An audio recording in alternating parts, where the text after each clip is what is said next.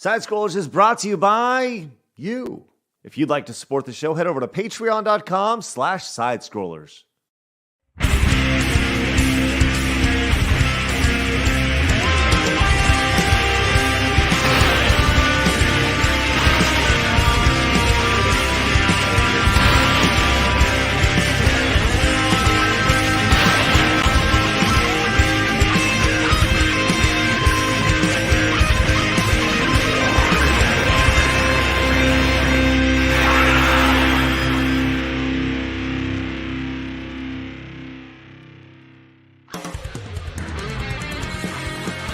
It's time for Side Scrollers on YouTube.com with me, Stuttering Craig. I like movies that have sand in them.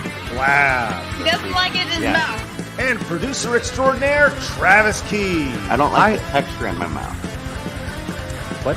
And brought to you by you, the G2 community at patreon.com/sidescrollers. And now, broadcasting from our homes, it's time for the #1 gaming and entertainment podcast on planet Earth. It's time for Side Scrollers. 5, 4, 3, 2, 1. Oh, welcome on out to Side Scrollers on YouTube.com and Rumble.com and Twitch and everywhere else on God's green earth. What's going on? I'm Razor Craig. Happy Halloween, everybody. Good to see you. Glad you joined us today. Man, we got a great show today. So much to talk about. We're doing cosplay today. We got all our friends talking cosplay and all. I'm going to ask so many good questions. And, of course, we have Blabs. Hello, Blabs. Who are you today? I am just a Gryffindor student who hates ties because I can't put ties on, so it goes on my head now. You're a Gryffindor student? Yes. Okay. It was the easiest one to wear that I wouldn't melt in. Dude, did the lowest thing possible for Blabs today. Very good. Well, to be for real, I have a really nice outfit that's made out of like satin and everything, but I'd melt with satin staring at these monitors. They're like 90 degrees, so. I'm wearing a wig. I'm wearing a healthy breeze draft, okay? I got light stuff.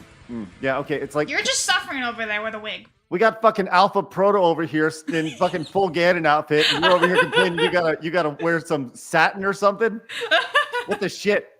Just saying. Hi, Alpha Proto. Great to see you. I'm sorry. Hello, Ganon. Hello.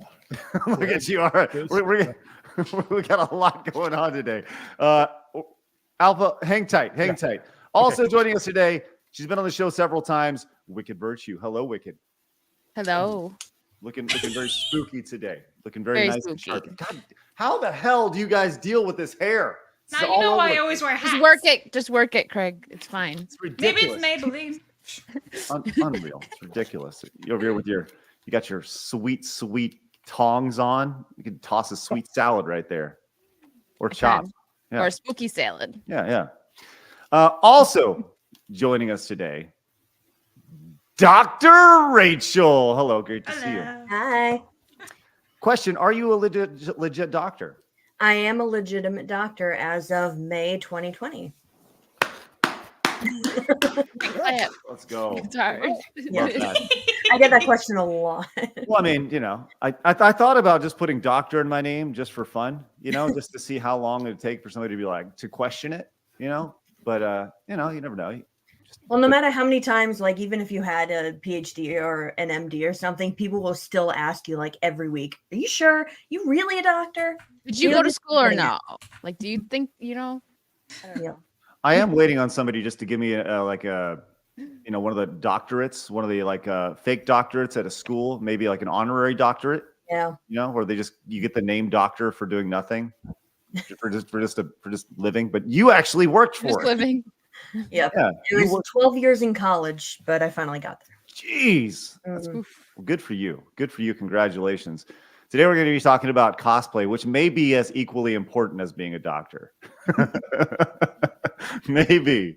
But look, we got a lot of great guests today. It is our Halloween spectacular, as you can tell. Razor is not joining us today, but as I tweeted out just a few minutes ago, I do feel like I look closer to y'all probably don't understand this reference. Back in the day with in the WWF, Razor Ramon left to go to WCW, and they kept the character around, and it looked like a knockoff, like value brand. And that's how I look like. I look like that. I look like the value brand Razor Ramon or Razor Fist today, which is good. But feeling sharp, feeling good. If it's your first time tuning in, I want to remind you guys, we are live over on Rumble today at rumble.com/sidescrollers. You can hit the follow button over there as we are closing in on over 4,000 followers over there. Why do we love that? It's all organic, baby. Love to see that.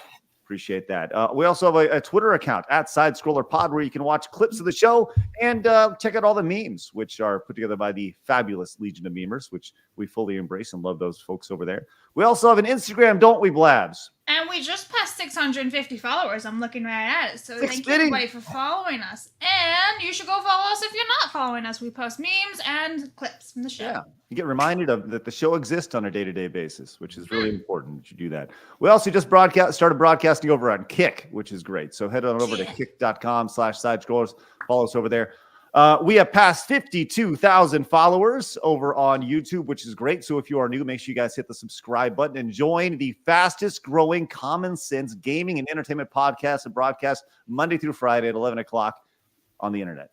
That's a very, very succinct funnel, but we've nailed it.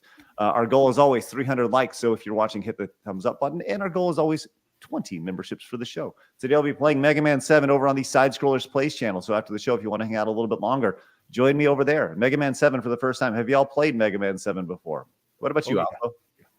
Yeah, I'm a big fan of Mega Man. I've got the Monkus over here. I've been playing the game since 89. Anything I should know about Mega Man 7? The sprites are really big. Okay.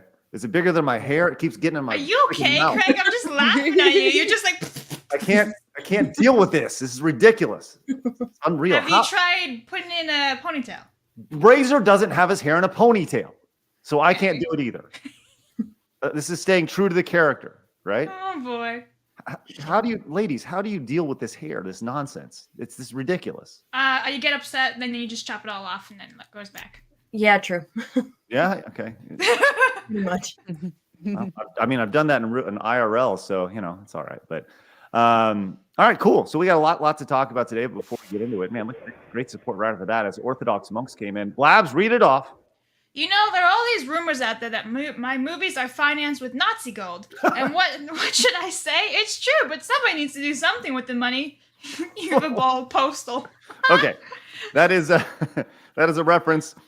We announced this yesterday, and I bet Alpha, you probably know who Uwe Boll is. Do you know who Uwe Boll is? You ever heard that name he's before? the dude who's like sponsored by the government to make bad video game movies. That is correct, Gannon. Yes, he is a German filmmaker. He in the late 2000s and early 2010s produced all sorts of bad video game adaptations. Anyways, I'll be interviewing him one-on-one coming up in December, which will be very exciting.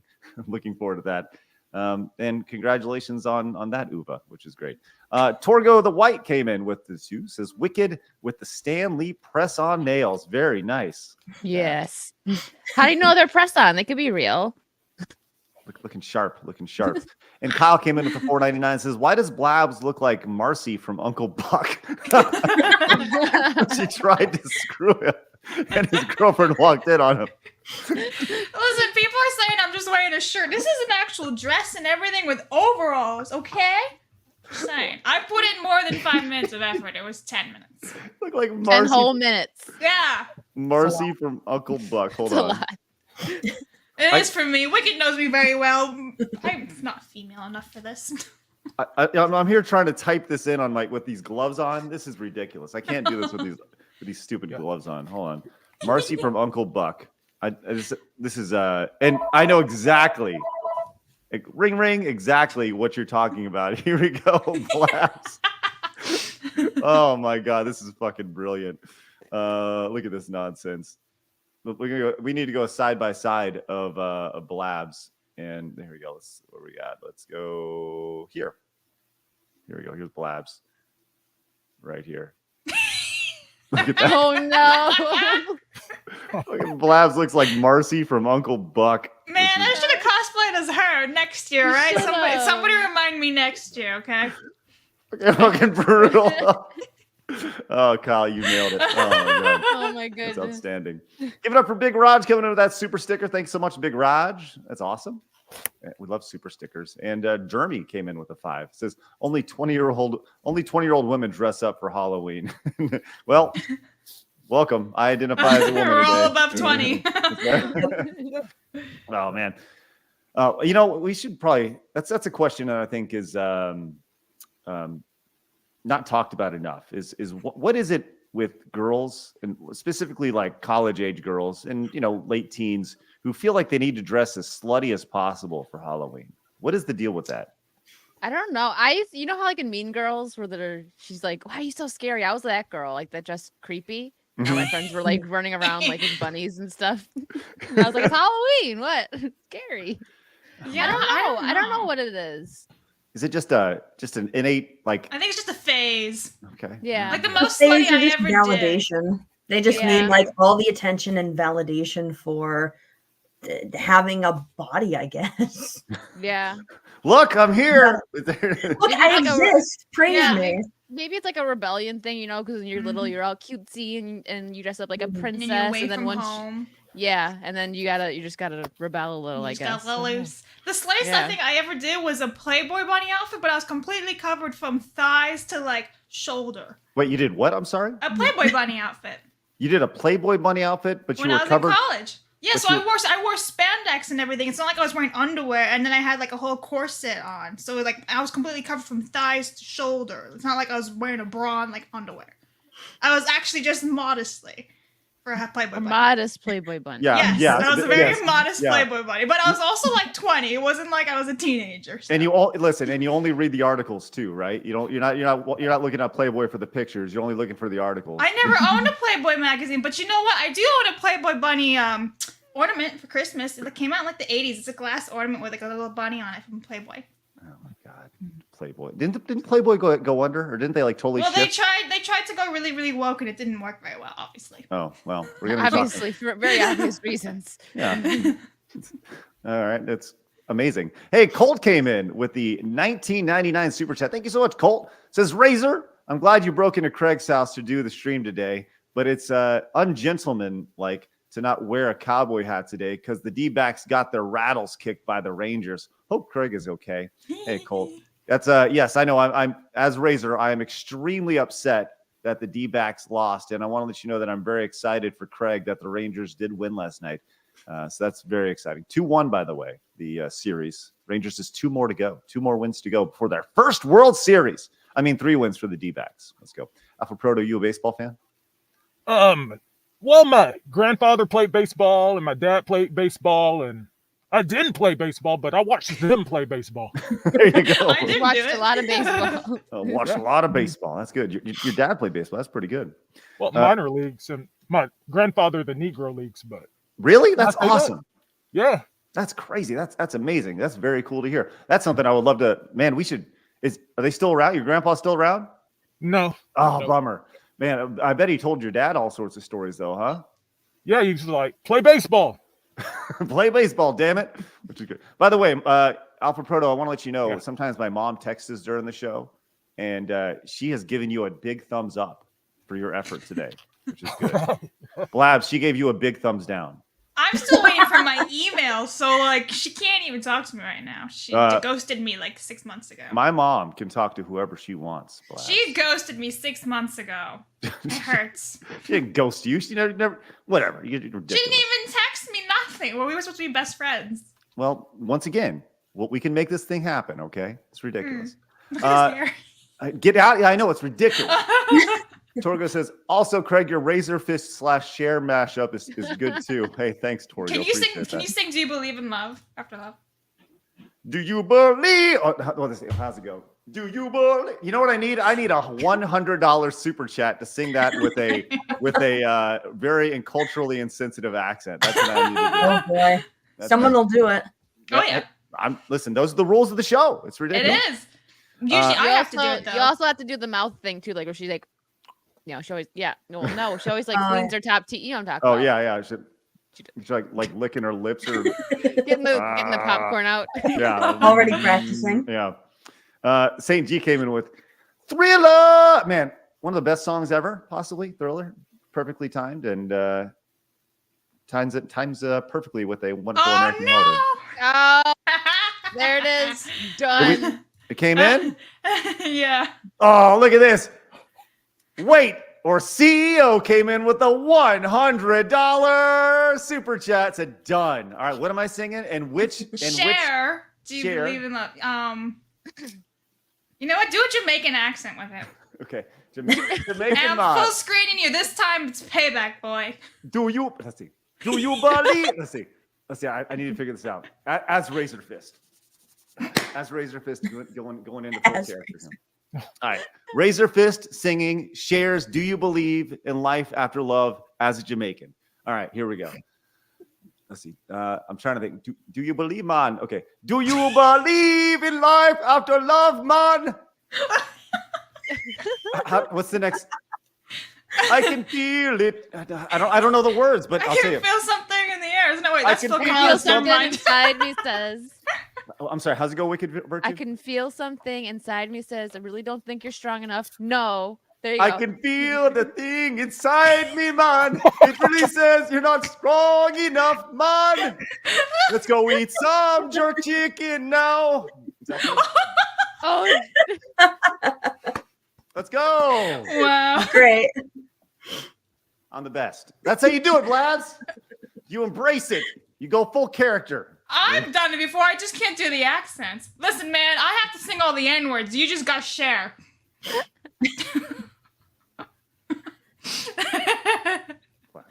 oh no. It's true. I have to replace N-word with Narnia every time. Unreal. Wow. Blake came in with the 2. Says Razor has been a great addition for the show. Yes, thank you, Blake. Or address. That's fine. The Randman came in with 2. Says Wicked. Feel free to invade my dreams anytime. Well, Randman, let's not make this weird. All right. And Orthodox Monks says costume. Craig is just going through a long overdue goth phase. That's right. Accurate. That's good stuff. Well, thank you so much, Orthodox Monks. That is spectacular. And give it up for CEO for coming in and letting everybody know that I will degrade share and my faith in humanity for $100 super chat, which is good. All right, let's freaking go. Let's get into it. I'm ready to go. Blabs, are you ready to go? We ready. All right, Alpha Proto, are you ready to go? Ready as I'll ever be. Wicked and He's like, Doc, "Yeah, are you ready to go? Ready. Good, because right Really now ready. it's time for my favorite segment, your favorite segment, everybody in the world's favorite segment. It's time for hard news.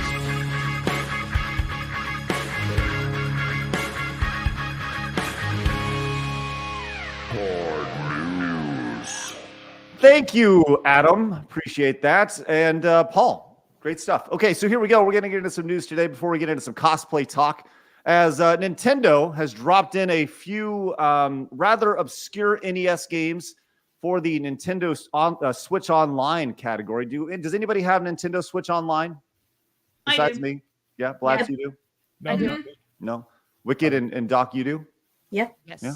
Can I call you Doc? Is that okay? Sure. So I think it's, No, that's fine. That's Sarah Sanderson, actually. Listen, if everybody doesn't know Hocus Pocus, like, come on, that's very, very clearly. By the way, you look great. Thank you.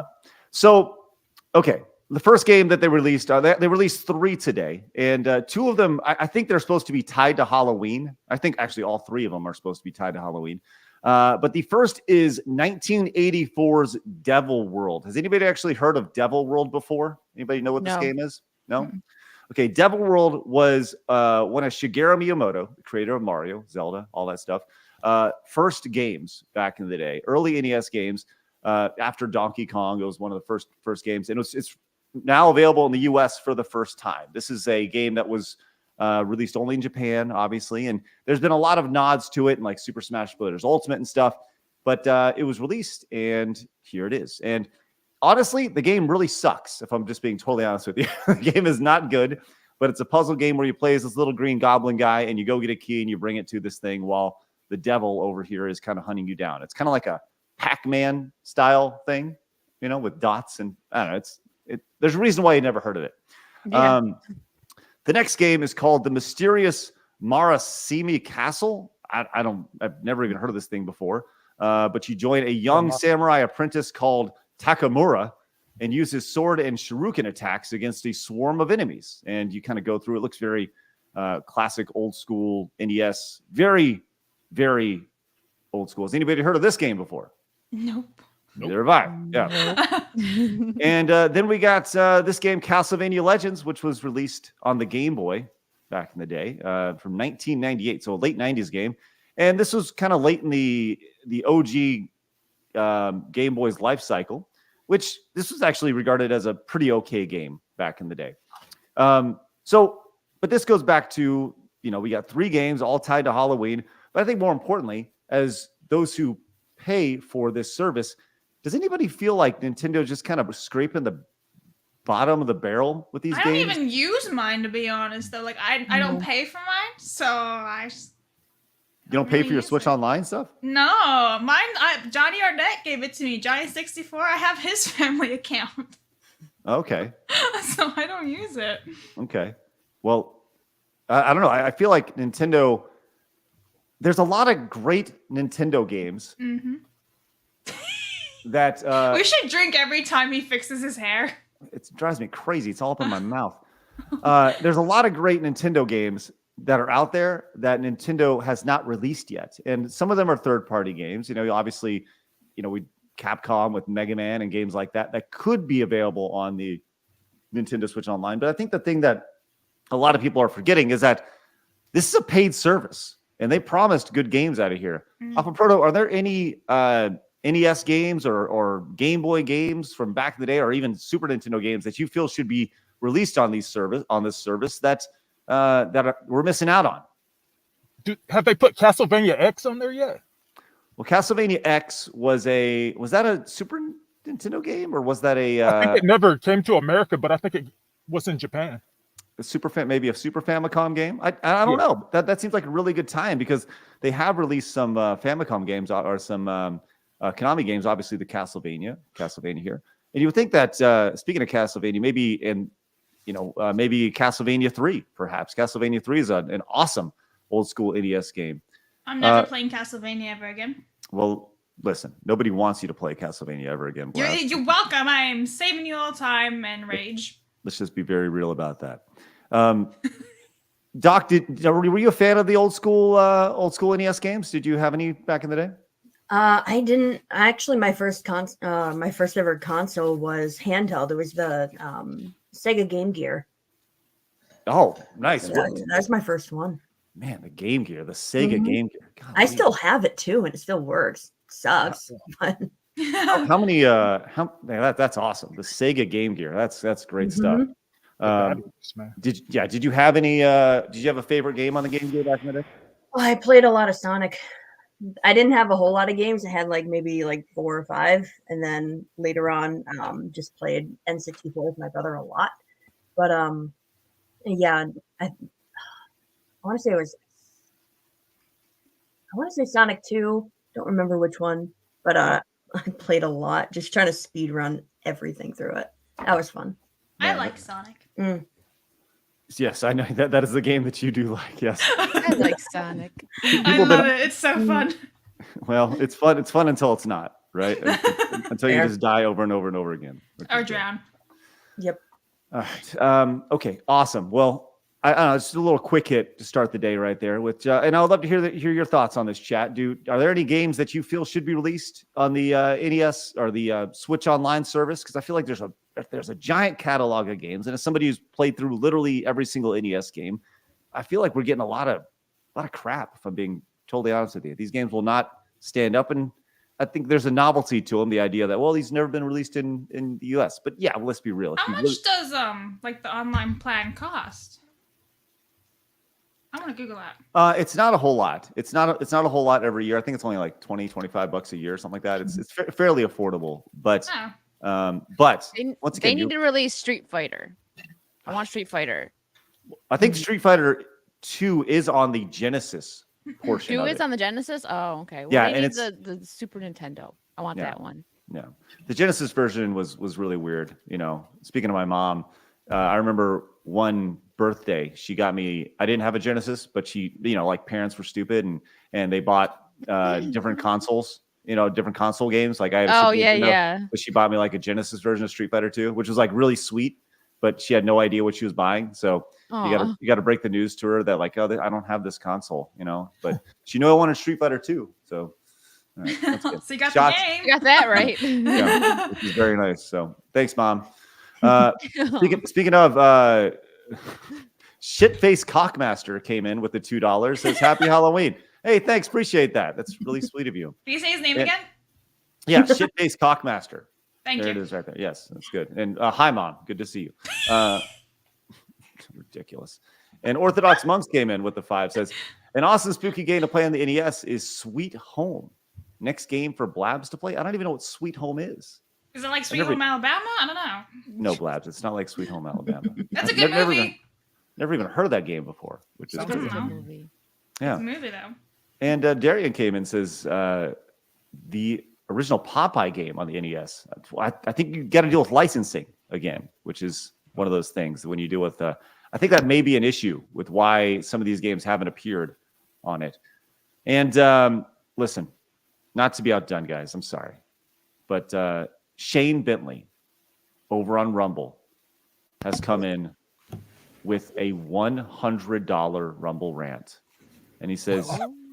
You could do it after Hard News, but I want Craig to sing I Believe in a Thing Called Love by The Darkness with an Asian accent.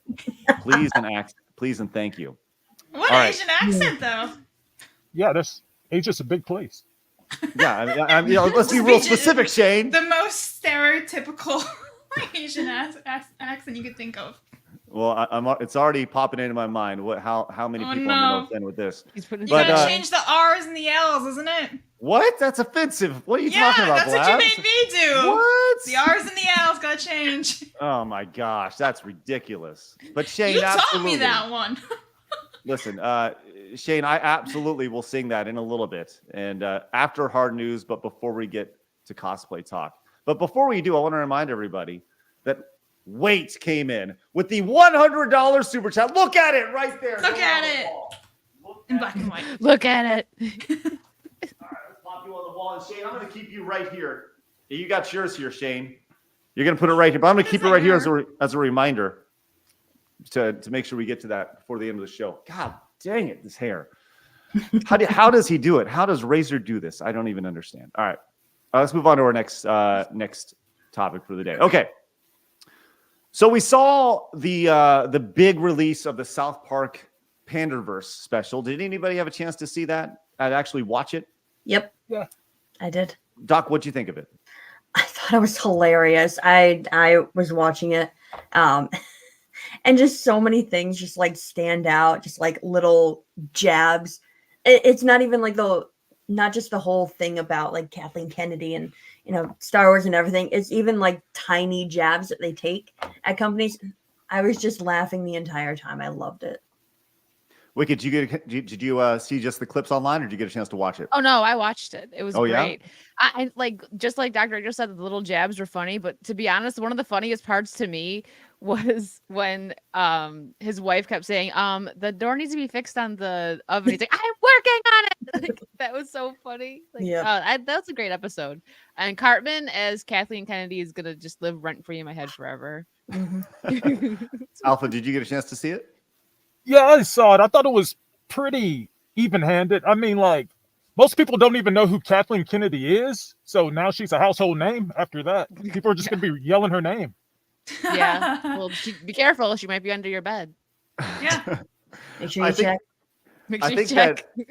Yeah, it's one of those things where depending on what side of the spectrum you're on, people are saying, oh, they really own this group. They really own this group. And one side saying they really own this group. And the other side's going, they really own this group. And I think they actually took a pretty good nuanced approach to kind of poking fun at everybody, which is kind of what they did, right? Mm-hmm. But the response to that it's been really interesting to see online. And a lot of people are seeing it as a big cultural moment because for the first time, this major fixture in entertainment and Hollywood, one of the most iconic series of the last 20, 25 years is really poking at something that has become so invasive in the world. And Elon Musk has chimed in on this after watching it. And he's throwing out some pretty, I don't know, I guess, based things, I guess, when it comes to the response to all this on his profile, which leads to a larger conversation as I'm waiting for it to load up. Hold on one second. But he talks about it here. He says the bellwether has sounded when it comes to this, which once again, a lot of people are looking at this as a kind of a point where like this could be a turning point in the whole the culture war nonsense that's going on. And he followed up by saying the great awakening from woke has happened. This is good for civilization. Obviously, the term woke, is a we've this show I would say is fairly anti woke. We just like, I would say the show represents the 80% of the culture that just don't really care and just don't want any of this nonsense to be invaded in our space. Are we tired of everything that's happening? Yeah, absolutely. And we want things to kind of go back to normalcy, I suppose. But to see Elon Musk say this on a platform and has 33.4 million impressions on the tweet. I would love to hear y'all's thoughts on this. Do you think that this is a turning point in the culture war of wokeness versus traditional thinking? And let's start with you, Wicked.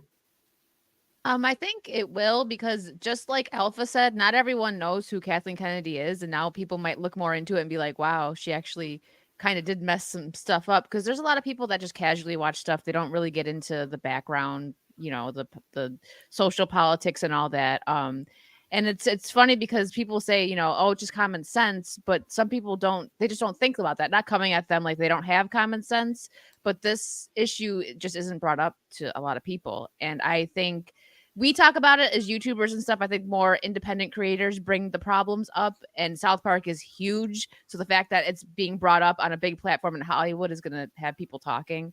I think Kathleen Kennedy is probably like foaming at the mouth at that episode, and they could have gone even worse at her. They were a little calm with it. I feel like they could have gone a little more hard, but I appreciate what they did, and it was funny. They still kept it funny and light, but yeah, I do think it's going to bring up a conversation for sure. Doc, what do you think? I'm right there with Wicked. It's been a while since I've actually sat down and watched South Park, so I'm not really sure how much overlap there is between people who watch South Park and people who are in with the news, like what Kathleen Kennedy's doing and Disney in general and Star Wars. So I'm not sure how many people are watching South Park who already know what's going on, but I think it will definitely start a conversation. Like Wicked was saying, the audience for South Park is huge. And I think it's really going to get a lot of people talking about it. And that's really what's going to jumpstart a lot of things. Just having people online talking about it, people maybe who are younger who watch South Park talking about it in schools and bringing it over there. So I think it's going to reach a lot farther than a lot of discussions that are already going on. So I think it will. I don't know how much it's going to really kickstart a whole cultural movement, but I think it is a great stepping stone for getting more people thinking about these ideas. Alpha, what are your thoughts? Sorry, Gannon. What is Gannon's official thoughts on Elon Musk coming in on talking about woke culture? Make better cars, man. I don't know. It's just Elon Musk. Go into space, do your thing with your money, But yeah, he's bringing it to people's attention. But I don't know. He's like giving us rubber stamp of approval or something, I guess. I don't know. I think when you look at this and you look at the tweet itself, the tweet itself has, his thoughts on it. And he's like, this is good for civilization. Then he's responded by Stephen King. And Stephen King is your, he is your face of I don't know, wokeness, I suppose, right? And he responds with bullshit. And if you look at this, it's kind of I don't know, a 10-to-1 ratio when it comes to the likes versus his likes, right? Mhm. Which I think it's, and maybe, I don't know, maybe I'm just off on this, but I feel like that's a pretty regular ratio for this line of thinking. When it comes to, you have your, in the real space of America, right? I'm not talking about the coastal cities. I'm talking about in America, most of America. I would say that's pretty accurate, like a 10 to 1, 9 to 1 ratio. Like you have your extreme thoughts, you're not your thoughts, but your extreme people who feel this way, but they're just very, very loud. And maybe I'm totally off on this. I don't know. I think that's pretty accurate. I don't know, Doc, on a day-to-day basis, I don't know, your thoughts? It's really interesting because I'm a college teacher, and I see so much of that coming in from faculty, from administration, a lot of pushing of agendas. You very much see it in K through 12 schools. That's a whole other conversation that I'd love to delve into. But actually, I'm seeing more and more students waking up. I'm seeing a lot more college. Yeah, I'm seeing a lot more college-age students waking up, asking questions. They're not sure which way to swing in terms of like social agendas and things like that, but they are asking a lot more questions. I'm having a lot more like really thorough discussions when I actually have, most of my classes are online. Sometimes they meet, synchronously. We have meeting times during the week. I'm seeing a lot more students calling things out, asking questions. So that does give some hope. One of the things we talk about is like intent on things, and in social psychology we talk a lot about and I would say a lot. My students have to deal with it, so no worries, all of you. We talk about social marketing and intent, and what is the intent of something versus what kind of like accidentally springs a conversation. And one of the examples I used was the Will Smith slap from the Oscars.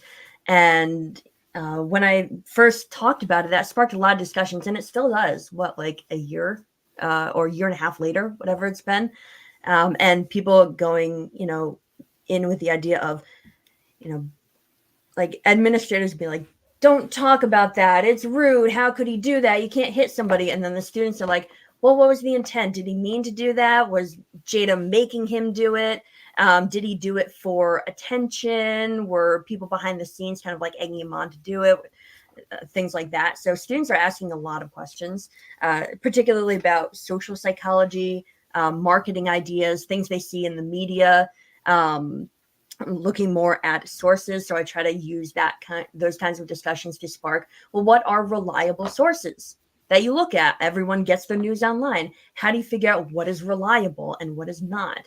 So students are actually, at least that I've had, looking more into, well, I don't trust this news source because they're biased. So I look at multiple avenues online. I look at Twitter, but I also look to see if like it's actually a correct scientific article that they're citing. So it's good to see students actually bringing that to their own attention and questioning things and making sure they have correct sources. But wow, that's actually hopeful. That is hopeful. That's interesting. You hear it's complete opposite. Colleges, and the irony of what you just said from my perspective is that you said that the students are pointing this out, but the faculty's like, no, don't. Like you mentioned the faculty saying, well, we shouldn't talk about this, but the students are like, why the hell should we not talk about this? This is it's important to talk about. And I think that's why, because like you were saying early on with like young women dressing up in like the slutty costumes and stuff, trying to get that sort of rebellion going. I think that's why a lot of college students are doing that. They're being told not to ask questions, so that makes them want to ask questions. The same way that like telling a student that's a banned book, you shouldn't read it. It makes them go out and try to read the book. That's interesting. Like the pushback of it, where they've almost been told a certain, you must think a certain way, and they're saying, well, hold on. I'm going to do this my way, which is very encouraging. Okay, so Elon Musk followed up with this, and we can talk about this. Listen, I realize you're a professor and you don't want to say anything that's gonna, get you in trouble or anything like this because you are on college campuses. And this is for everybody. But he followed up with said the word cis is a heterosexual slur. Shame on anyone who uses this. Right? This is a term that has been popped out in the last few years. Alpha Pro, I'd love to hear your thoughts on this. Do you feel like the word cis is a slur? I don't know. No one's ever called me that, I guess. That's a new word for me. I guess is it a word from like colleges and stuff? So the idea of being like a cis male is not Sith like in Star Wars, right? Right, Blabs? Is that right? Right. Good job, Craig. Cis, thank you. Star Wars. Cis is like you're straight. A cis male or like a cis female. It means biologically. Okay, right. Right. It's not like you are straight as in the opposite of gay or lesbian. Well, that's interesting. So, Alpha Pro, have you ever heard that word before? Then, like right now? I might have run across it a few times, but I didn't pay it much attention, Oh, that's awesome. No, that's great because I think that says a lot about like it's kind of a fringe word used by woke people, right? That hasn't perpetrated into this space that people, that most people aren't paying attention to. And I think that's actually really good feedback, Alpha. Wicked, what are your thoughts on this? Do you feel like it's a slur? I feel like they want it to be. Like, obviously, when they're coming at you when they say it, right? The, woke people, whatever. Me personally, if someone said it to me, I wouldn't let it bother me. But I do understand why people get, I guess, a little offended because they're trying to offend you with it, right? So that's why I'm not going to let it offend me because I'm not going to let it get to me because it's just a stupid word that they're trying to make offensive. That's how I look at it. It's like, oh, you're normal. Like, okay, thanks. I don't know. It's all just yeah, I guess it is supposed to be offensive, but me personally, it doesn't offend me. That's how I take it.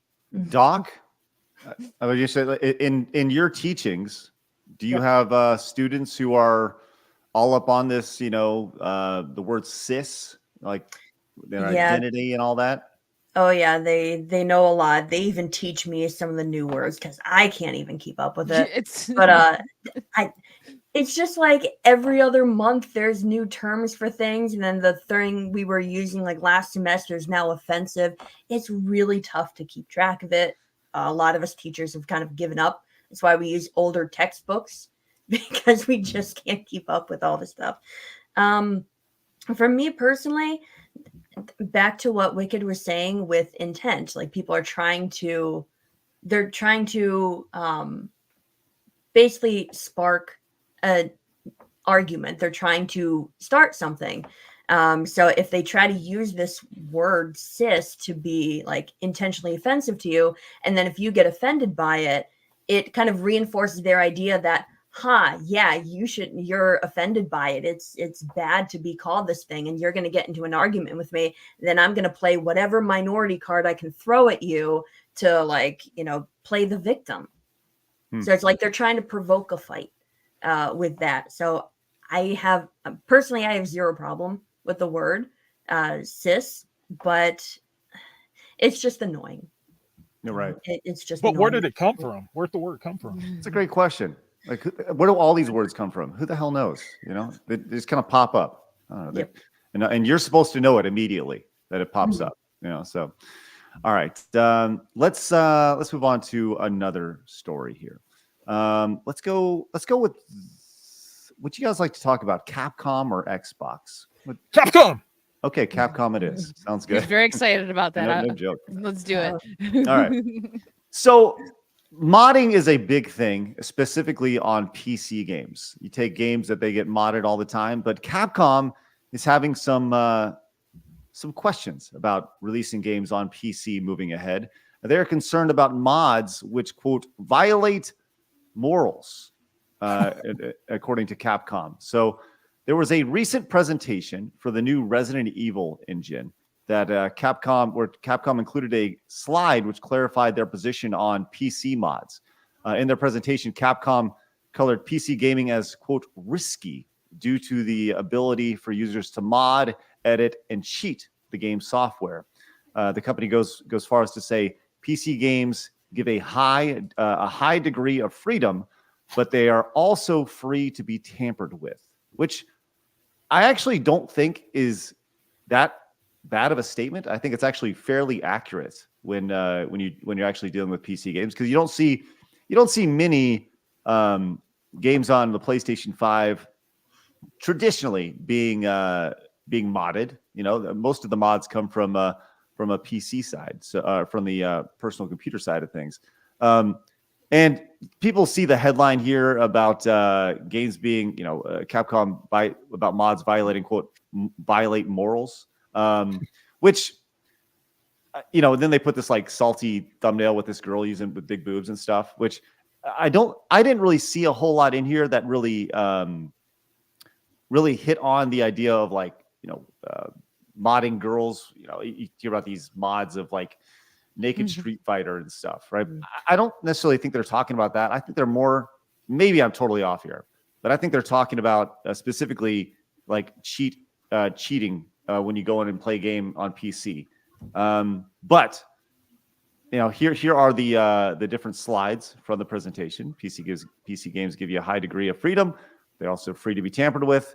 To put it bluntly, PC is a platform that allows you to create freely, but people are also free to tamper with the game. Correct. Which I like the Statue of Liberty here. Very nice. Yeah. Wow. Wow. Just gave it to some intern to make this look pretty. The state of cheats and piracy on PC games. Should you target mods with your anti-cheat, anti-piracy programs? All mods are defined as cheats, except when they are officially supported. What they are doing internally is no different than cheating. Mods, no different than cheats, affect the product.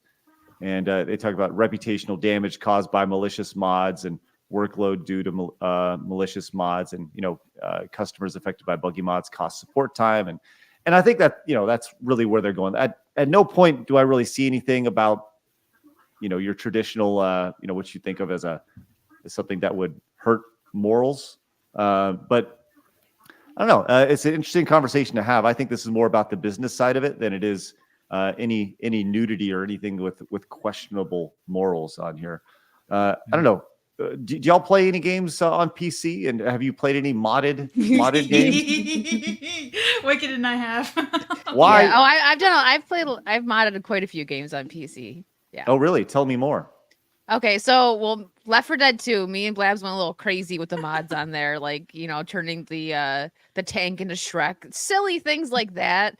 And like I used to really be into The Sims, and I used to do like cosmetics, like making it look a little more realistic, like with the makeup and the outfits. There's crazy ones though, like where there's like drugs and like sexual activity and all that. And then I didn't dive into those ones, but they're there.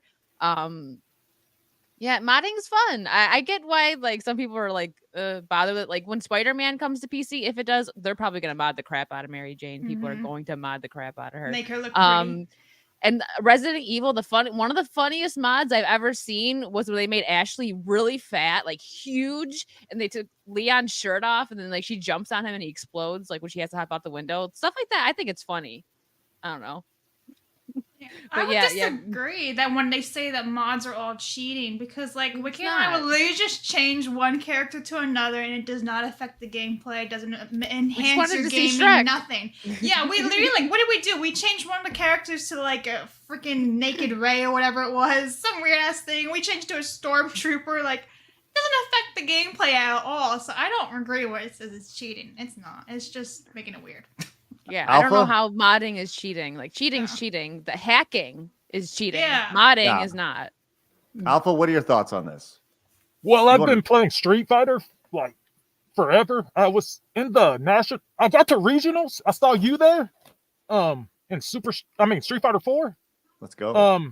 So Street Fighter 5 had a problem with their netcode, and a fan made a patch that made the netcode better for PC gamers, but if there was crossplay with a PS5 or PS4 player, it wouldn't be that great. So I think that might be one of the things they're talking about. One of the things they do mention in here is the idea of damaging the reputation of the company. It said reputational damage caused by malicious mods, and I think you mentioned there are a lot of mods that deal with maybe correcting the way a character may look, or in your case, Alpha, talking about like net code as far as playing the game online. Do you feel like, have you played a mod that when you played it, you felt worse about the company that made the game? Like let's just say you stumbled upon a Street Fighter mod that had put a couple characters that instead of Ryu, he looked like Mike Hagar or something like that. You see these swaps of characters, they have the same moveset and stuff. Have you played any of those that make you look back and be like, man, Capcom really sucks because of this mod? Or are you able to separate the difference between the mod and the original product? Alpha. Well, mods only affect your computer. Like I don't think the person you're playing against online can actually even see them. No. Except for that one tournament where the new Chun-Li was there, and like, yeah, that was wild. Maybe they blamed that on Capcom. Hold on. But I just blame the player who put the mod on there, Hold on. This is the thing. New Chun-Li showed up at a footage tournament? of a tournament, and they picked Chun-Li and started the game, and she was naked. That's hilarious. I'm not going to lie. That's really freaking funny. Yeah. Are you looking for it? Yeah, I'm looking for it right now. I Yep. want to see it. Well, it's not real. It's okay. It's a computer mod. And it's funny. I pulled it up on Reddit, and I see the Street Fighter 6 tournament interrupted by nude Chun-Li mod. And the first response is like, where can I get this mod? which is great. Yeah, or like, oh my God, that's disgusting. Where can I see this? Yep.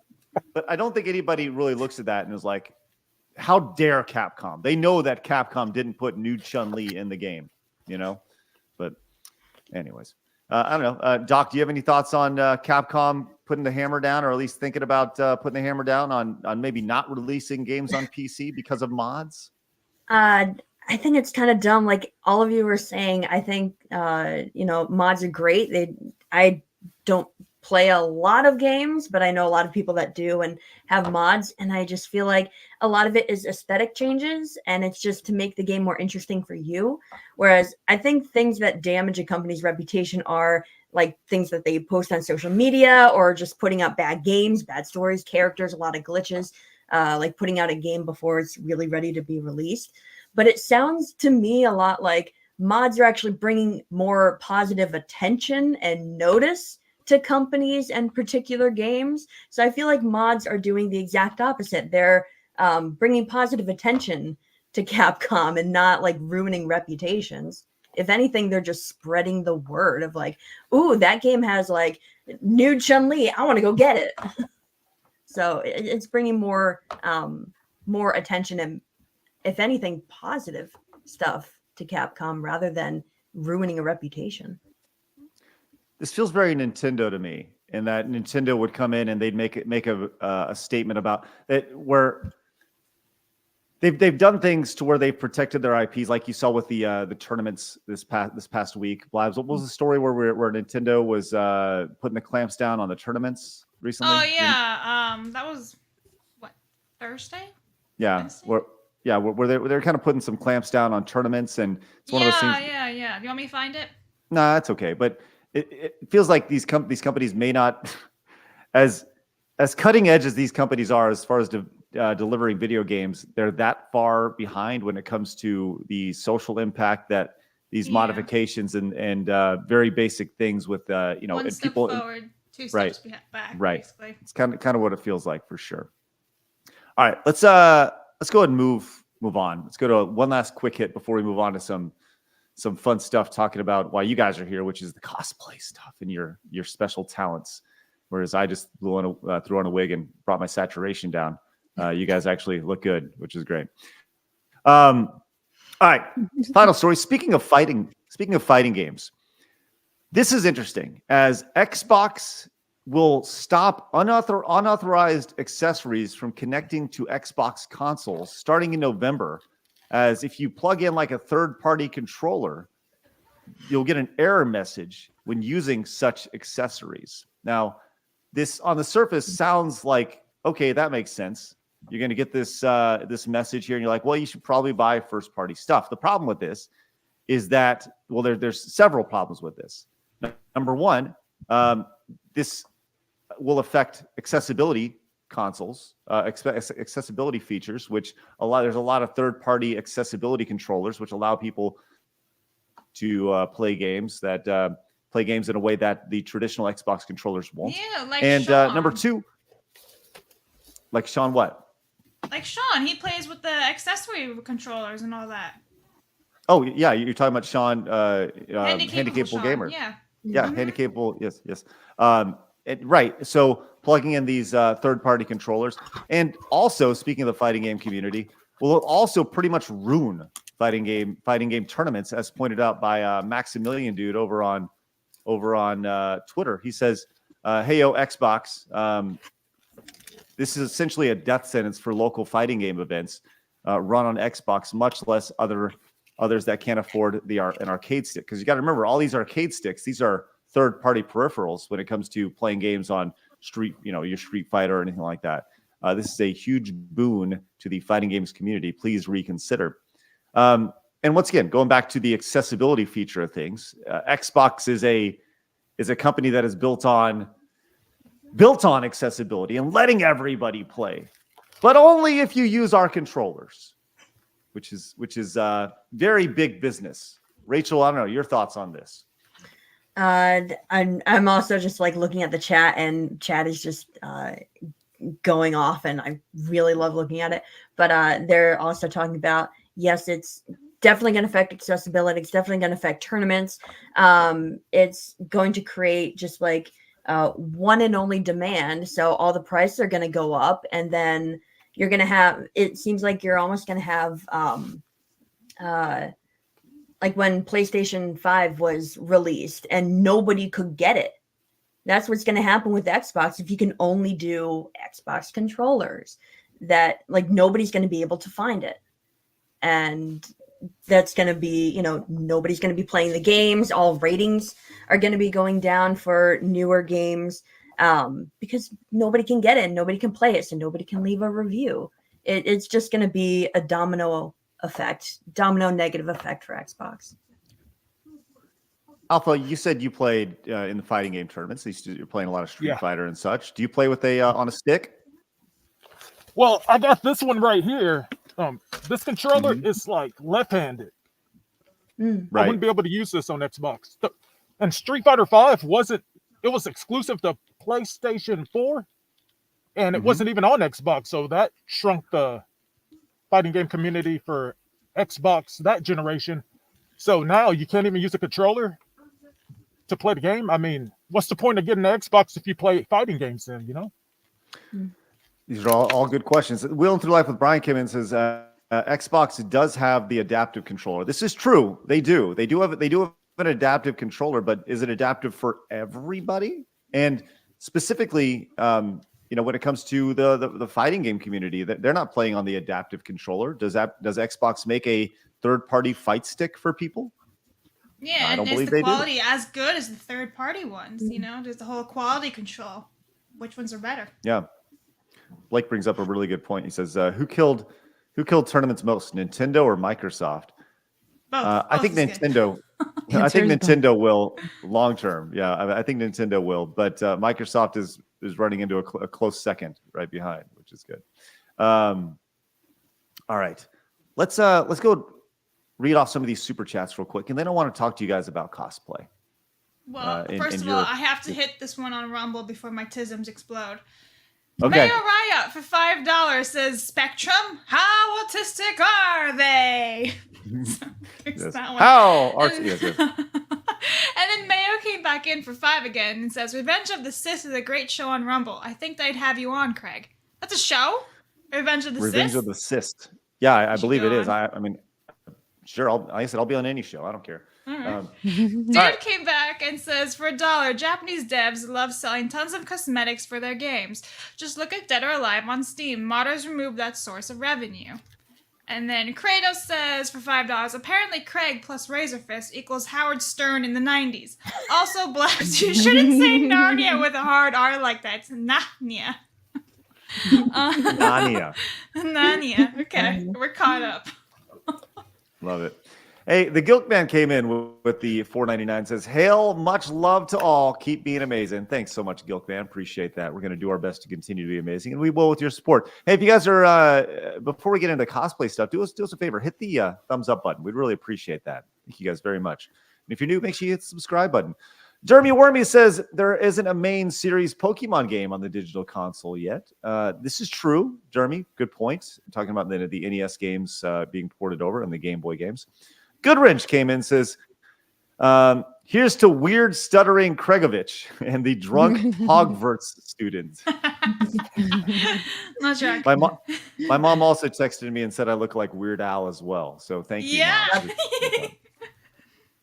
Mom. Blake came in and says, is Craig going as Tommy Wiseau? That's right, from the Door. Is that what's the movie called? The Room. With Tommy Wiseau. The Room. The Room. Yes. The Room. Blabs does look like she's about to go on a beer run. Yep. Or assault John Candy and Uncle Buck. This is Fireball, anybody? Cajun Corey came in with the $4.99. Says, "Happy Halloween, Craig, Blabs, Wicked, and Alpha. Great costumes." And Corey, I'll also throw in to Doc as well, right there. Happy Halloween, Doc. Orthodox Monks came in with the $5. Says, "The scene from Train Spotting, but it's Kathleen Kennedy on the ceiling." Thank you, Orthodox Monks. Appreciate that. Mercenary X21 came in with the 2. Says, "We are not going back to normal ever again after this." No, we will reclaim normalcy, friend. We will. And you mean the movies came in here. Speaking of your Tommy Wiseau movie quote of the day, said in the best vague Euro accent, "I did not hit her. It's not true. It's all bullshit. I did not hit her. I did not." Oh, hi, Mark. Sorry, I tried. Hi, Mark. I tried there. Oh, hi, Mark. Oh, hi, Mark. Hi, Mark. Thank you, Yumi and the Moose. Appreciate you. Look forward to having you on the show again. Dungeon came in with the 2. So shout out to Alpha Guardian's Heroes poster. Let's check that Thanks, boy man. out That game's back awesome. there. Let's see what we got. What are we looking at back there? Yeah. Look at that. That's Guardian Heroes, and that's Double Dragon 2: The Revenge. Let's go. Going with the classics. Nice. Yeah. As GK came in with the 2, says, "As Norm said, cis is to marginalize normal people." Ah, there you go. Yes. Put you in a box. This mercenary says, "To clarify, we will have to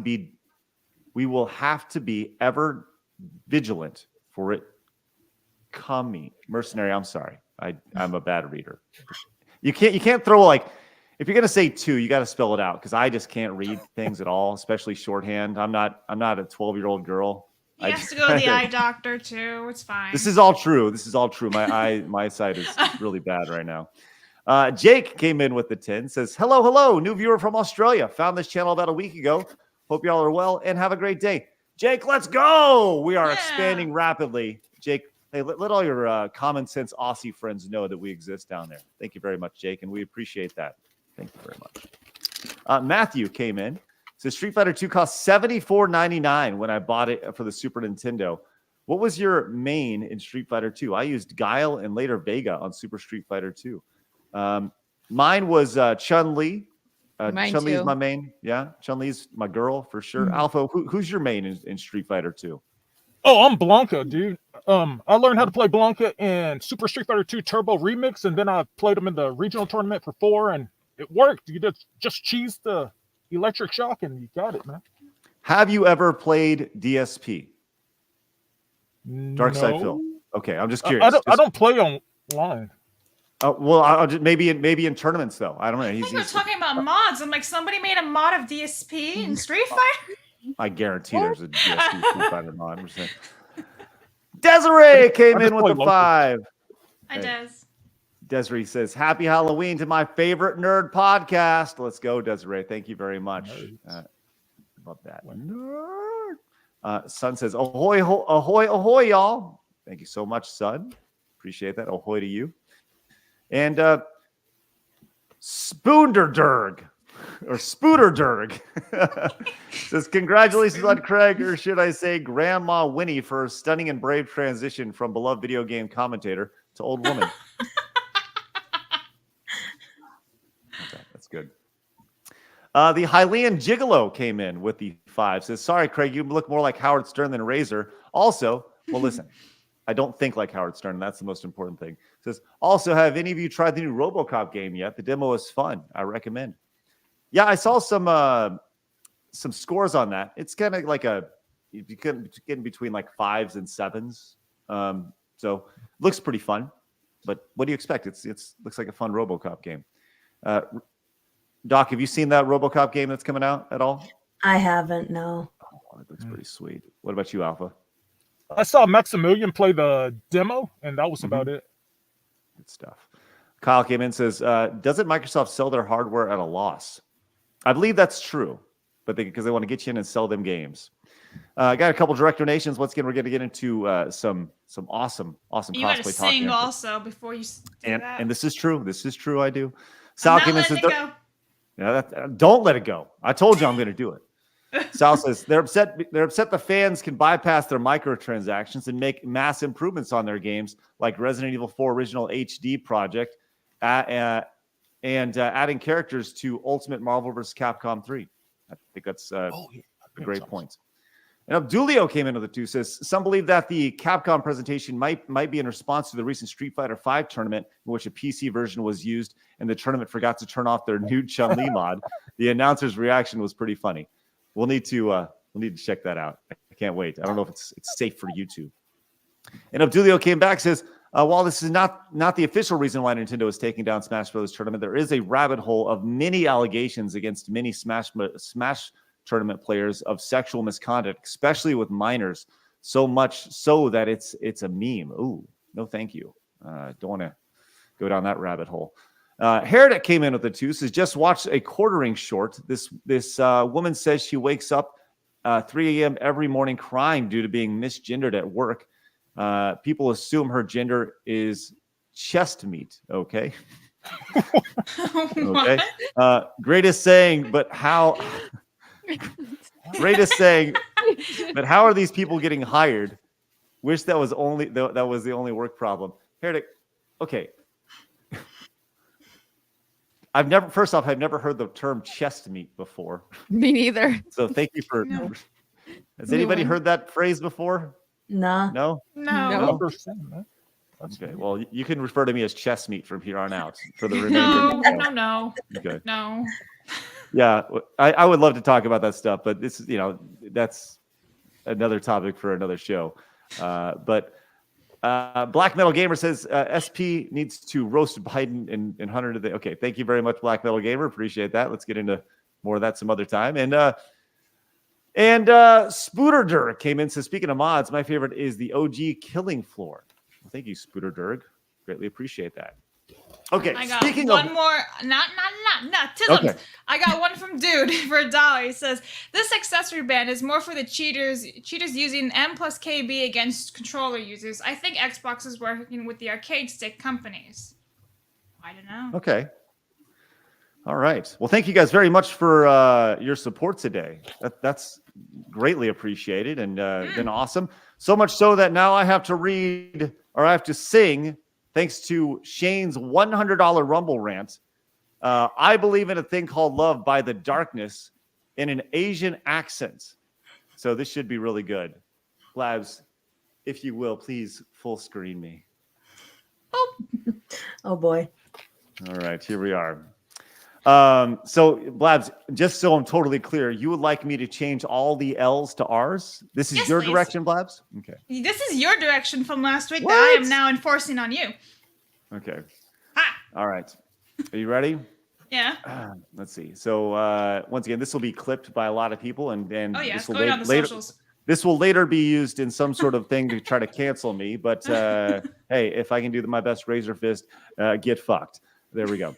I believe in a thing called love. Just listen to the rhythm of my heart. I believe in a thing. There's a chance we. God. Okay. I believe in a thing called love. Just listen to the beat of my heart. There's a chance we could make it now. We'll be rocking till the sun goes down. I believe in a thing called rock. Ooh, let's go. There you go, Shane. Hey, Shane. Fantastic. Come and get it, Shane. Right there on the wall. Let's go. Oh boy. I will be clipping both of those songs and putting them on socials later. Thank you. Oh, get fucked, haters. Get fucked. All right. All right.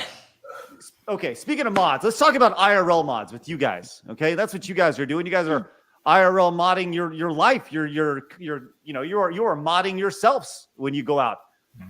Let's talk about cosplay for a minute because you guys all look spectacular today. Like I said, I'm just a dummy dressed up in a wig over here, but you guys have put some serious effort into what you guys do on a day-to-day basis.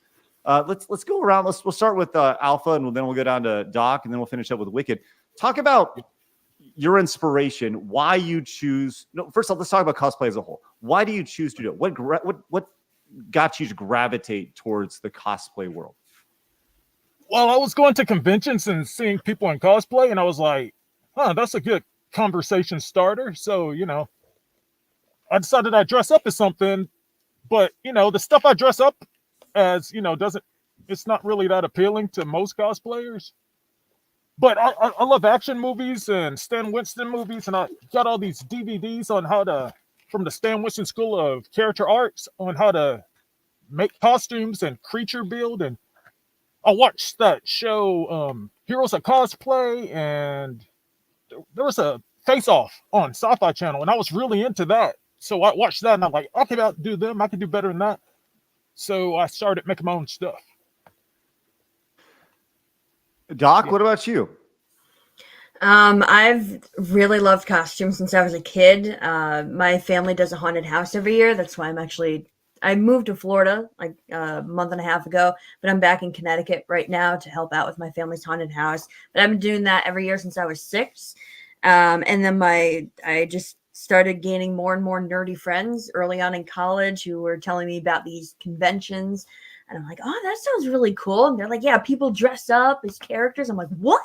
That just blew my mind. It's like, what? You can have Halloween all year round?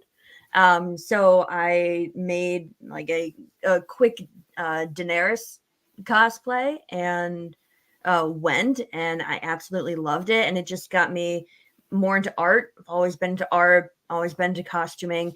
And cosplay, there's so much you can do. There's painting, there's wigs, there's makeup, there's sewing costumes, there's doing foam costumes, there's actual metal, making props. There's so much art to it, and I've loved all of it. So I really got invested in cosplay and just trying to hone many different kinds of art skills. So I just take on a lot of different kinds of characters from all over.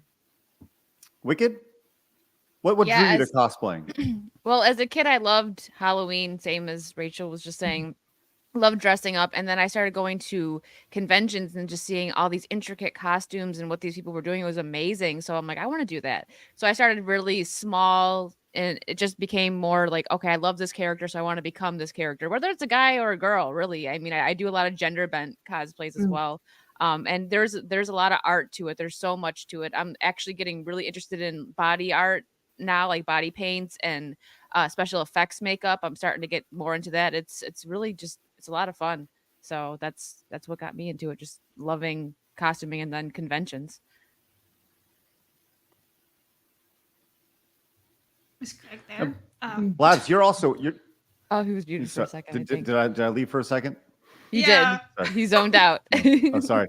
Blabs, I'm back. I'm ready to go. Sorry, I was for some reason my computer froze for a minute. Blabs, you also you do a little cosplaying too, right? I mean, I do, but only because people send me outfits and then I'll go and take photos or videos. And it is fun, actually. I have to admit, like, I am terrible with the whole makeup thing. That's where Rachel and Wicked come in. They're like the goddesses of that. But I just love it, and I love just being an idiot outside in the woods. That's basically it. You're just going out with nature, and you're leaving. She likes to frolic. Behind. Yeah, I like to frolic. But it is fun, I have to say. It is a lot of fun just getting all into it. Like, I can't sew and do all those things that the others can do, but still, It's fun. I'm learning. I'm a little Padawan. Yes, but yeah, I can tell by your Uncle Buck cosplay today, which is great. Hey, I have other ones. Like I said, they're just really freaking hot. I don't want to melt. Kyle's comment may be my favorite comment ever on today. Just so you know, Kyle, thank you for that with your Uncle Buck stuff. Okay, so Alpha, you're a cosplay. You're obviously Ganon, and what drew I'm Ganondorf. I'm sorry, Ganondorf. My mistake. Right. How long did it take you, number one, to conceptualize this? Because is that a custom mask? Yeah, I made this out of silicone. So what? How long did it make you to do that, to conceptualize and then execute the mask, the hair, the body armor, the whole thing? I mean, your mouth freaking moves, for God's sakes. That's spectacular. Well, there's a company called Immortal Masks, and I saw how they made them, and I decided I'd try to duplicate it. This particular costume, I made it for SGC. I think it's 2015. Yeah, baby. I wore this one like in 2014.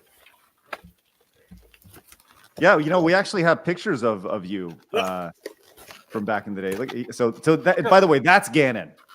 Yeah, this is Ganon right here. Yes. And oh my! turn into Sweet Ganondorf, Just toss it.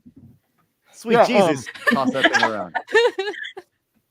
I didn't qualify for this didn't qualify for SGC because I didn't finish in the time. I was supposed to be there on Friday to do the pre-judging, but I was in the hotel room painting this. So I didn't finish. I finished this like 2 years later and wore it to another convention. 2 years, that's crazy. Well, we do have pictures from when you were as Ganon, which is just spectacular. I mean, these are various costumes that I guess cosplay that you've used over the years. That's crazy. You look brilliant in these things, which is thank you very much. What type of response do you get when you go to events? Obviously, people are freaking out. I mean, look at the glowing eyes and everything. That SGC back in the day was the Screw Attack Gaming Convention, the event that we did a long time ago. Like, what's the response that you get when you show up and you're dressed as in such intricate detail? OMG, that's the first thing. Or is that why you do it? No, I did it just to see if I could, and like I said, it's a conversation starter, and it's hard to just walk up to people and talk to them. But if they're coming to you because they see the way you're dressed, that's an instant conversation. Plus, I get to wear my artwork. I usually just draw, but I'm basically a walking billboard for my art when I wear this. It's pretty bitchin'. Have you been hired to make anybody else's costumes? And if so, why haven't you started your own business? Because that's pretty fucking amazing. Well, I made some Saiyan armor. That was one of the first things I did. I made it out of floor mats from Dragon Ball Z, and I sold it for $100, but it was like hours of work, and I was like, I don't want to do that. Plus, right now I'm a sprite animator for video games, so I don't have time to do much of anything except sprite animate and voice act. That's about it. Awesome. What about you, Doc? You said you kind of got inspired by you were initially told about it because you're a big Halloween person, which is by the way, the fact that your family runs a haunted house is like amazingly cool. By the Thanks. Way. Yeah, it's just like something we do in the basement and garage of the family house, but we usually get anywhere from like 200 to 400 people through in Halloween night. So a lot of the town knows what we do. But yeah, I've loved Halloween. I love like scary costumes. I love a little bit of everything. Sometimes they're like simple costumes like this. I bought this dress and then throw together the Oh, this is wicked. Sorry. It's okay. So let's see if I can find there we go. Yeah. There we go. Yep. I take inspiration from video games. There's Chun-Li. I take inspiration from memes, take inspiration. Doctor Who. Jed got me into Doctor Who, and he went as a doctor. I made a TARDIS dress. Here we got Tila from He-Man. That was the meme from Tifa, the Italian embassy. Sauron's my biggest one. Sauron took 11 months to make. That's all kinds It's of amazing. EVA foam. I did a whole 22 hours straight of making the like a clay model for the mask, and then made it as a resin copy. And Wow. I ended up postponing my dissertation to work on Sauron. Wow. But it was worth it. One of my favorites to do now is Belle from Beauty and the Beast. I turned her into a warrior. That was really fun to do. So I made like the entire shield. I've had people offer me several $100s for the shield that I made. And yeah, so I take art commissions sometimes, and I try to make it into videos to put on my own YouTube channel. But it's really fun. I just love doing a variety. My favorite things to do are prop making and armor. So I try to do those awesome. whenever I can. I freaking Yep, love yeah, this that's the Belle shield. one. Yeah, that's I amazing. love it. Yep. It's amazing. That's great stuff. That's really, really cool. Bella's a warrior. I see. That's what I love about this. The idea that you get to be truly creative in your thought process on that. That's great. But what about you, Wicked? Obviously, you know, you've had several shots done with as Freddy, but what are some of your other cosplays that you've done that you're really proud of? I had a lot of fun shooting the Ash Williams. I actually that chainsaw took a bit to make because I had to spray paint it. I had to customize that, and I had to drill a hole in it because, you know, it's Ash's hand, right? That's one of my favorites. And it's funny because when I went to go do the shoot, it actually started raining lately, and I'm like, okay, I gotta hurry up because if it starts pouring, the blood's gonna come off. I'm gonna look terrible. But it actually made the shoot so much better because it made it seem darker, like, you know, like Evil Dead. I loved that shoot. That was a lot of fun. I had fun with the poison ivy one because I set up like vines. Yeah, that one. I set up the vines, and that was a good one. I like doing all of my cosplays. I did a Jason one too. I'm not sure if I sent you guys pictures of that one. Sorry. No. I should have sent more. I have so many. I have a lot. But yeah, the Jason one was also in the woods, and that was fun. And I probably looked funny to anyone seeing me because I was like peeking behind trees with the Jason mascot and stuff. Looked all silly. Another one. Let's see. I actually really liked. I did a goose. Oh yeah, Cara Dune. That was a lot of fun as well. Nice. I actually had to improvise with that costume. It was expensive, and then the pants ripped on me, so I had to improvise. Oh no! Yeah, right before the shoot, I was like, great. Yep. And I actually 3D printed. I should have sent a picture with the blaster. Her actual blaster, I 3D printed that. Wow, that's cool. Yeah, so that one was fun. Where did you go to do that? I have a 3D printer. Oh well, never mind then. Look at that. Oh, la-di-da. Well, okay, so what's the community like? What's the cosplay community like? Do you recognize people at different events that you go to in the areas that you attend? Is it a pretty tight-knit community? Is it catty? Are people supportive? Like, are there divas? Are there like give me the rundown of like what's the worst experience you've had in the cosplay community? Let's start with Wicked, and we'll work our way back to Alpha. I don't know, I guess not in the community like publicly, because when you go to conventions. Now, I have only done one cosplay at a convention, and that was when I did the Blue Ranger Billy. Mm-hmm. And I got a lot of compliments on that. And David Yost was actually there, and he was like, "Oh my gosh," because I was actually Billy, not in the blue suit, but I was dressed up as Billy in the overalls and everything, and I had the socks. I had everything, and he loved it. So personally, not really. I went up to someone as Catwoman once and like let her know that I was like, "Oh, you look great." It was the Michelle Pfeiffer one, which I actually did a cosplay of that too. And she was just like rude, like she didn't even say thank you. She kind of like rolled her eyes at me, and I was like, "Okay, all right." That's probably my worst.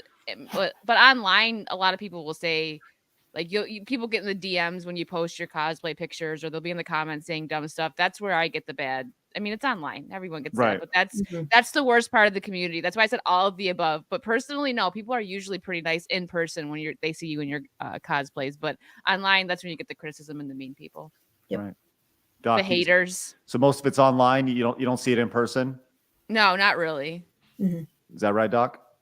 For the most part, yeah. Like other cosplayers, ranging from just like someone who buys a quick costume or like ears and a tail or something, to people who are like Alpha in full head to toe prosthetics and makeup and everything.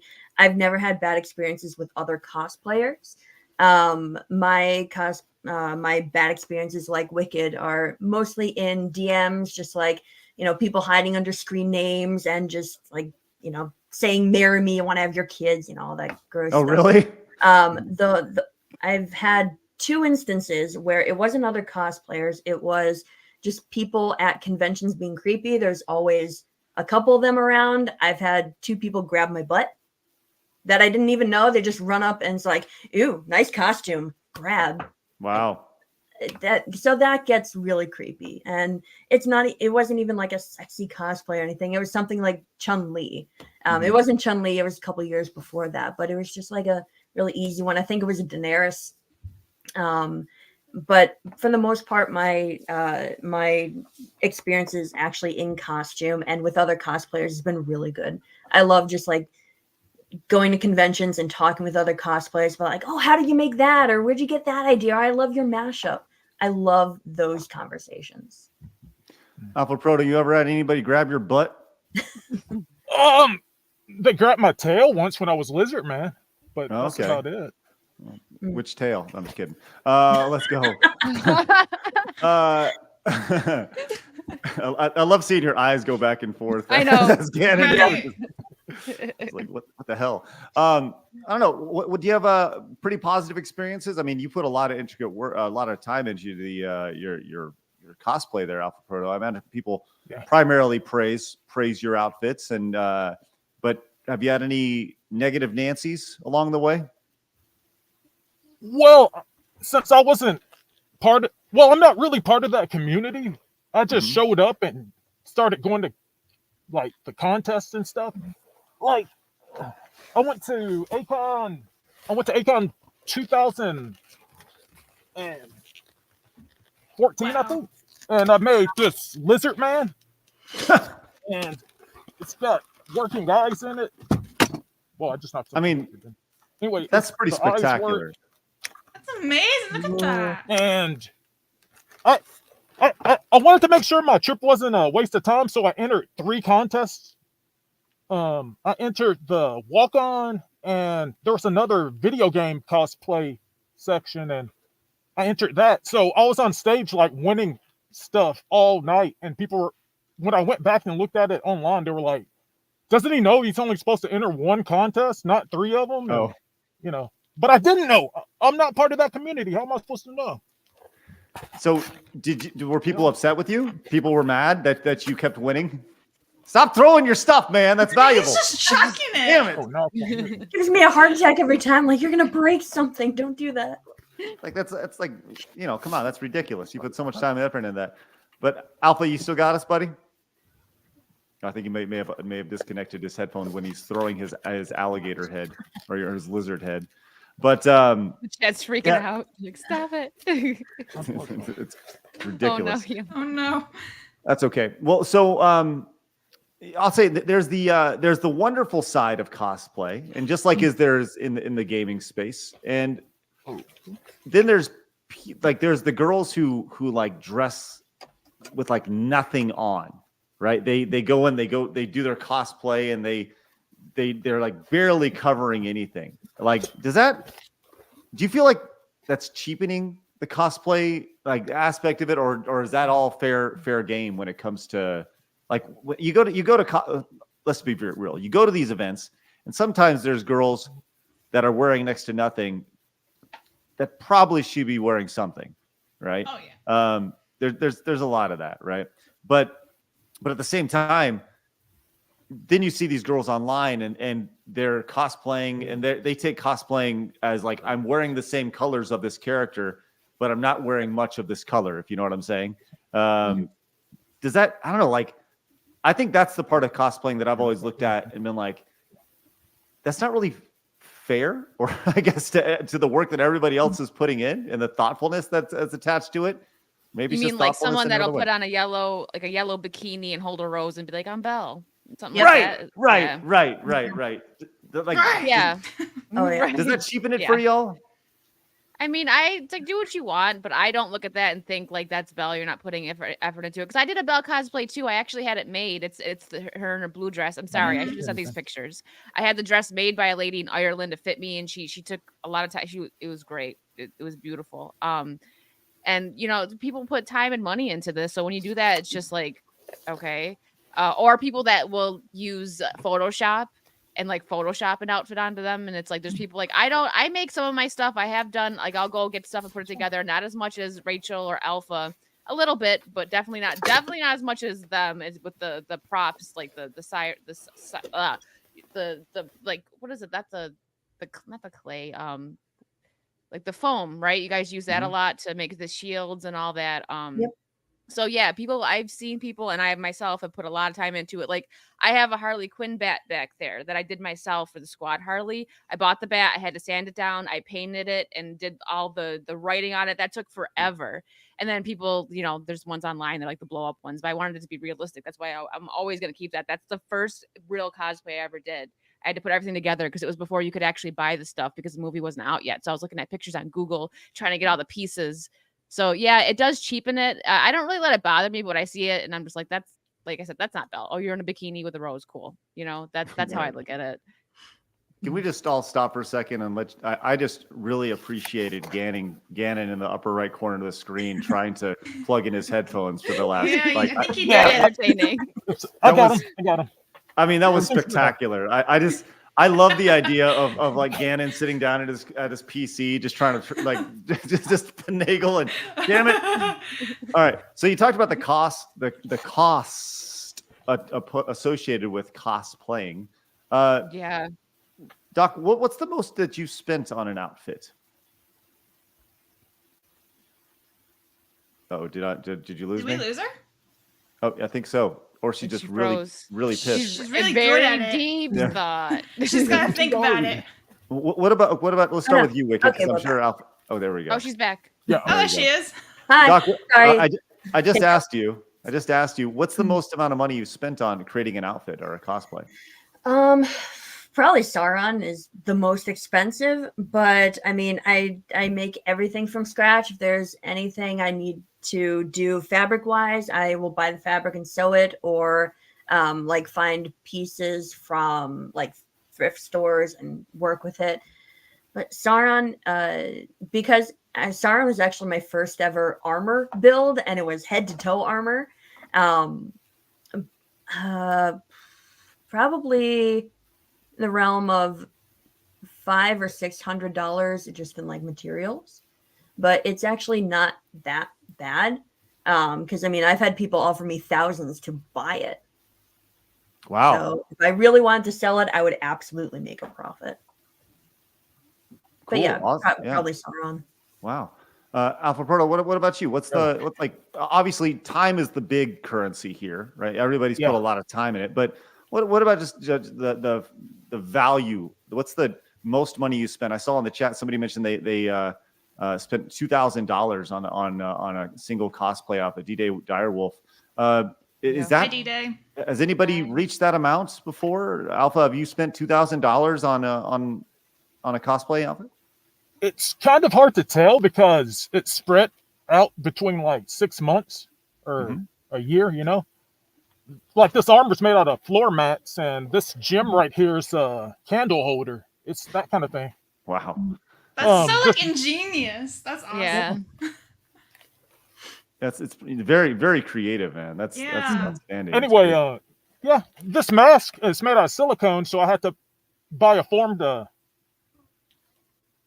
sculpt the head on and then cast it and mold it and all that stuff. And, it's just materials. Like when you run into something that you need, then you buy it.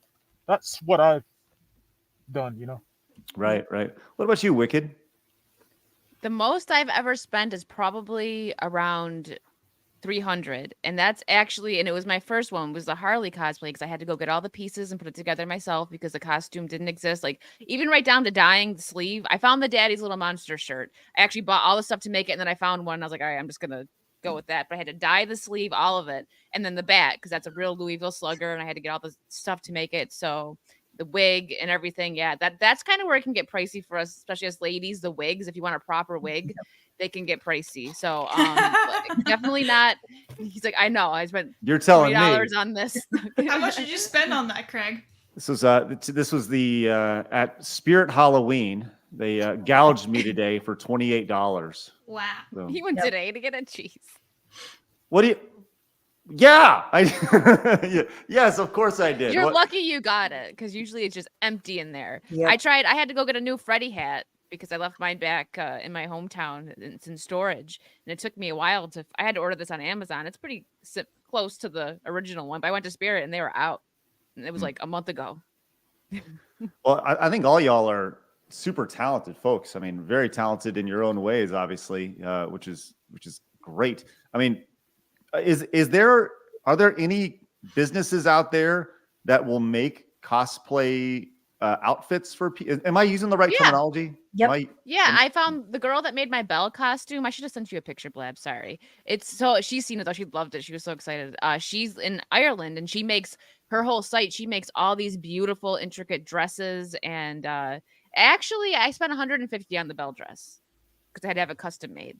But I'm gonna keep that forever, and it's beautiful, and it's like a legit dress. So yeah, I use Etsy because I like going to independent creators. That's where you would go if you want something specific. That's good. Market Reality wants to know if anybody uses 3D printers for custom parts. I do. I'm actually I'm working on. I'm not gonna say what it is. I'm working on one, and I got to 3D print the armor, I guess, part of it, the logo for it. But yeah, I 3D printed my Cara Dune blaster. I've 3D printed a couple of things for my cosplays. But yeah, that was the best one. It came out really well. Excellent. That's great to hear. Alpha, I'm sure you've 3D printed something, right? At some point? No. He does it all by hand. Man. Yeah, I use clay, epoxy putty, stuff like that. Foam. That's yeah, awesome. I tried making my chainsaw with the clay, and it just didn't work, so I had to get one and kind of make it myself look more like the Ash one. What's the most amount of props to you?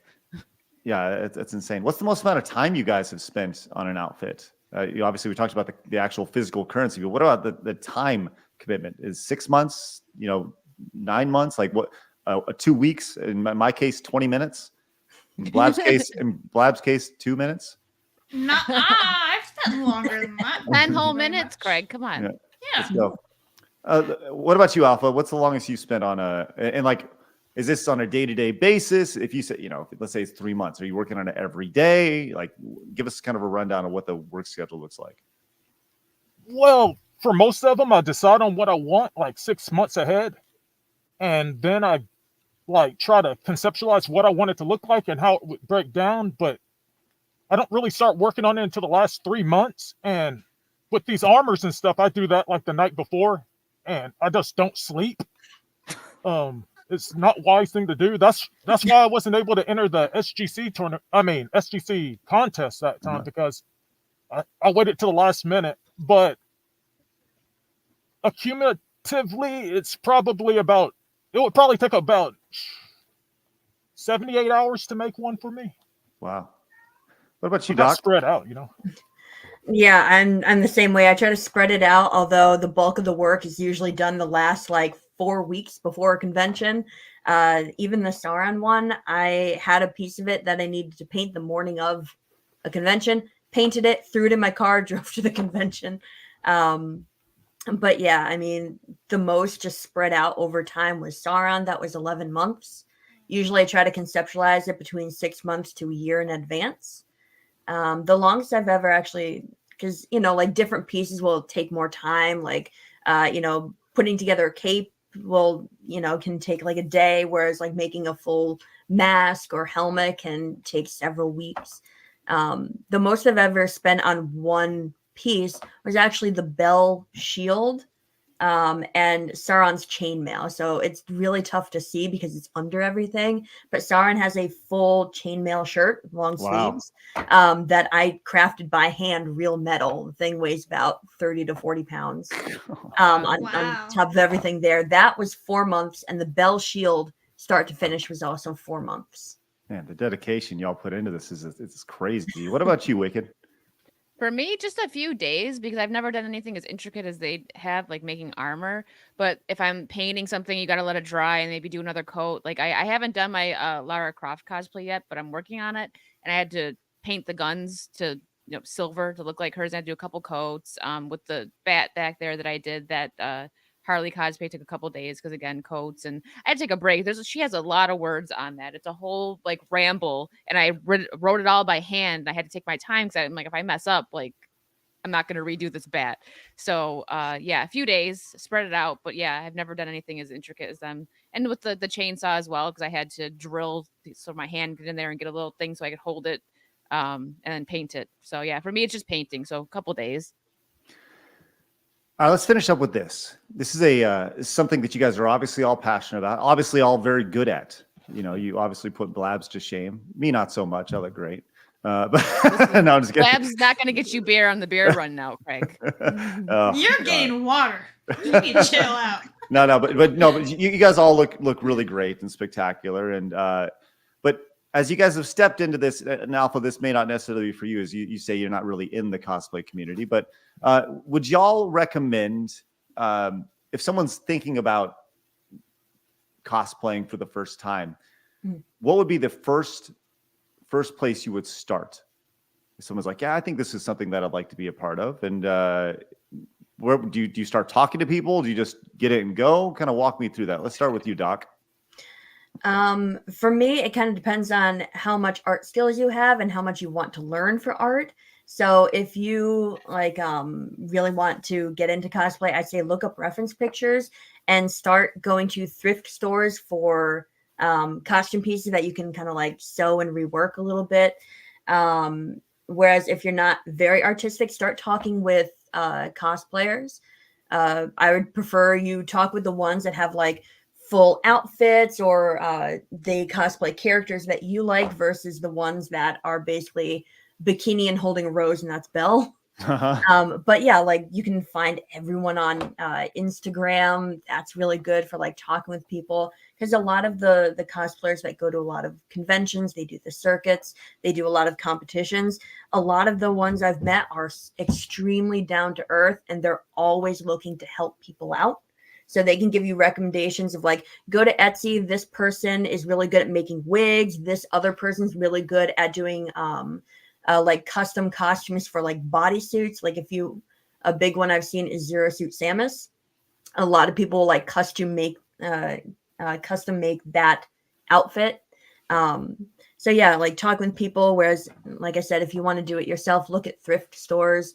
Find out where the nearest art supply stores are for you, so you can get things and try to get them cheaply, buying in bulk. And just look up YouTube videos. Like I learned how to make armor from YouTube videos, all that EVA foam armor, working with clay foam, painting things. I learned from YouTube videos. Cheap way to do it. Yeah, for sure. That's great. Mhm. That's awesome. What about you, Alpha? You obviously, you're, I don't know. How did you get started? What advice would you give to people who are just walking in for the first time? Well, I used to watch behind the scenes stuff in movies and how they made it. And then Stan Winston's School of Character Arts popped up, and I hang out in those message boards and the Replica Props Forum, the RPF. Go there. They have a lot of people, making stuff that can help you. What's you, Wicked? Yeah, I big on YouTube. Like Rachel probably knows her. I started watching like Mikey and Slam and Gore is her thing. Yep. Yep, I love her. And Made You Look. They're amazing. That's what I'm trying to get into. Like I said, the body paint part of it and FX. I actually might take classes because I'm so interested in that part of it, the art of that. So yeah, I would I would say pick a character that you love. Like I always have really liked Harley Quinn, And that was the first big. I've done ones before that, like I did Tweedledee and Tweedledum with a friend, and we put it together, and it was adorable. That was kind of my first one, but my first intricate one was Harley, because I loved Harley, and I thought the outfit looked so just like badass, like 80s style. I love her squad outfit. So I saw that, I was like, you know what, I'm gonna do it. And then it was expensive, and it was a lot more time consuming than most of my other cosplays. But yeah, find a character you like. If you see other cosplayers online, when I started, it wasn't big online yet, because it was, maybe like 10 years ago. But yeah, talk to people, find what you like, and start small, and then work your way up. Mm-hmm. Awesome. Love that. That's great. Well, I appreciate you guys popping on today. This has been really, really good. Let me go and finish up some of these super chats. These are great super chats. And then we'll make sure we know where everybody can find you, which is great. But first, I want to let you know that Wiley Dave came in and loved my rendition earlier. Thank you so much, Wiley Dave, with $50. Let's go. That's super chat. Love to see that. And not to be outdone, Kelly came in with the $50 super chat. Kelly's going on the wall too. If I can grab this. There you go. That's outstanding. Hey, you know what? You're right, Blabs. You're right. Where's Dan Bask when you need him? Where is Dan? He was in the chat earlier laughing at your singing. Well, Yes. listen. He caught that. He caught it. Wicked doesn't know what I've done. What have you done? There you go. She looks so mischievous. I'm scared. Let me go loop Craig. Dan here. Here we go. There's Dan singing balls for us. I had to go in and clip that. Very much, Wiley Dave. Let's go. I'm gonna need all of you guys to say balls, please. Balls. Thank you. You don't have to sing it. You can do it in the weirdest voice that you want to. Or whatever. Everyone's like, let me match Dan here. Oh, okay, balls. There you Thank go. you. All right, awesome. Would you say it's different? That's different. The Randman came in with the 2. Says, fan of cosplay, heard of my dress up darling anime? Mm-hmm. Are you familiar with this? I've heard of it. Yeah, I watched one episode on it. It's interesting. For my friend sent it to me because of cosplay. Rachel's probably, you said you heard of it, right? I've heard of it, haven't seen it, but I have. I watched the first episode. It's okay. Mm-hmm. I'll probably give it a watch when I have more time. I heard it's pretty good. Awesome. Dirty Jersey came in, says, if Craig could, let's see. If Craig could turn back time, Way to go, if Tom. he could find a way. There you go. That's more share. There you go. Thank you. Because a lot of people they don't understand that. I'm Razor and not Share today. Just like Silver Onins came in and says, I don't know if that's Razor Fist or Share. Listen, it's up for artist interpretation today. But I identify as Razor Craig today with extremely small gloves on. Noodles came in. He said he wanted Little Samson or Panic Restaurant for the Nintendo Switch Online, which those are extremely rare.